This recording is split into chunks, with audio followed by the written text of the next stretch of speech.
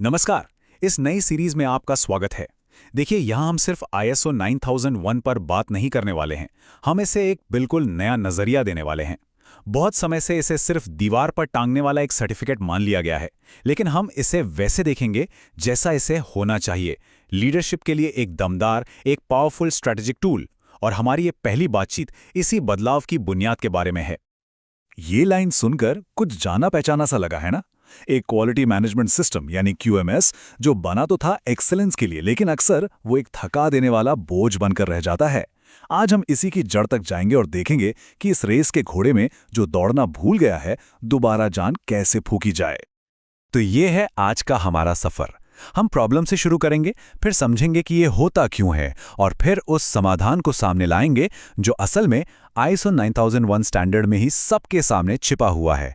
चलिए शुरू करते हैं। ठीक है, तो पहला हिस्सा, वो रेस का घोड़ा जो दौड़ नहीं सकता। मतलब एक रुके हुए, एक ठहरे हुए QMS की जो आम कहानी उसे समझते। देखिए, शुरुआत तो हमेशा बड़े बड़े वादों से होती है कि नहीं।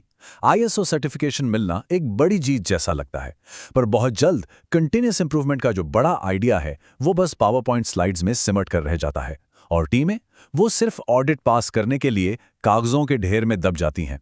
इसका जो स्ट्रैटेजिक मकसद था वो कहीं खो जाता है, और उसके साथ ही असली बिजनेस वैल्यू बनाने की ताकत भी खत्म हो जाती है। तो सवाल ये है कि ऐसा होता क्यों है? क्या कोशिश में कोई कमी है? नहीं, बिल्कुल नहीं। असल में ये जो नाकामी है ना, ये सिस्टम के डिजाइन में ही छिपी होती है। खास तौर पर तब जब पूरा सिस्टम मैनुअल और रिएक्टिव हो। और ये नाकामी तीन बड़ी वजहों से आती है। पहली है देरी, मतलब जब तक प्रॉब्लम का पता चलता है तब तक तो नुकसान हो चुका होता है। दूसरी है घर्षण या फ्रिक्शन। यहां आपके सबसे अच्छे, सबसे काबिल लोग इनोवेशन करने की जगह फॉर्म भरने में अपना कीमती वक्त गंवा रहे होते हैं। और तीसरी और शायद सबसे अहम वजह है ब्लाइंड स्पॉट। जब डेटा अलग अलग डिपार्टमेंट में, अलग अलग फाइलों में फंसा हो, तो सुधार के लिए सही फैसले लेना सिर्फ तुक्केबाजी बन के रह जाता है। प्रॉब्लम तो बिल्कुल साफ है, तो चलिए अब समाधान की तरफ बढ़ते हैं। और इसका हल ISO 9001 स्टैंडर्ड के एक ऐसे हिस्से में छिपा है जिसे अक्सर लोग पढ़ते तो हैं, पर उसका असली मतलब नहीं समझते। ये है क्लॉज 4.1, संगठन का संदर्भ या context of the organization. Standard कहता है कि एक संगठन को अपनी स्ट्रेटेजिक डायरेक्शन से जुड़े अंदरूनी और बाहरी मुद्दों को पहचानना चाहिए। अब सुनने में ये थोड़ा भारी भरकम लगता है, पर यह सिर्फ किताबी बातें नहीं हैं। असल में यही वो पॉइंट है जहां आपकी बिजनेस स्ट्रैटेजी और क्वालिटी आकर मिलते हैं। और जानते हैं, यही वो पहला कदम है जिसे ज्यादातर कंपनियां मिस कर देती हैं। वो सीधे नियम और प्रोसेस बनाने में लग जाती हैं, लेकिन अपने संदर्भ को समझने में वक्त ही नहीं लगाती। मतलब अपना बाजार क्या है, अपनी टीम की ताकत क्या है, अपने सामने चुनौतियां क्या हैं।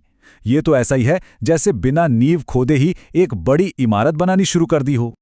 इस टेक्निकल बात को थोड़ा और आसान बनाने के लिए चलिए 1 मिनट के लिए बोर्डरूम से बाहर निकलते हैं और एक पुराने जमाने के दरबार में चलते हैं। एक छोटी सी कहानी जो संदर्भ के इस आइडिया को हमेशा के लिए आपके दिमाग में बिठा देगी। ये कहानी बहुत खूबसूरती से दिखाती है कि कॉन्टेक्स्ट यानी संदर्भ ही सब कुछ क्यों है। सोचिए, दरबार में एक नियम है, चोरी करने की एक तय सजा है, लेकिन जब पता चलता है कि अपराधी कोई और नहीं बल्कि खुद राजा का पोता है, ये एक बहुत ही जरूरी आंतरिक संदर्भ है, तो सजा बदल दी जाती है। नियम नहीं बदला, पर संदर्भ ने उस नियम को लागू करने का तरीका बदल दिया। आपके QMS को भी ठीक ऐसे ही काम करना चाहिए। नियमों की एक सख्त, बेजान किताब की तरह नहीं, बल्कि एक समझदार सिस्टम की तरह जो आपके संगठन के अनोखे संदर्भ के हिसाब से खुद को ढाल सके। तो चलिए इस सबक को वापस बिजनेस की दुनिया में लाते हैं और देखते हैं कि ये उस थके हुए घोड़े को फिर से रेस में कैसे दौड़ा सकता है। जब कोई संगठन अपने संदर्भ को, अपने कॉन्टेक्स्ट को सच में समझता है, तो उसका QMS पूरी तरह से बदल जाता है।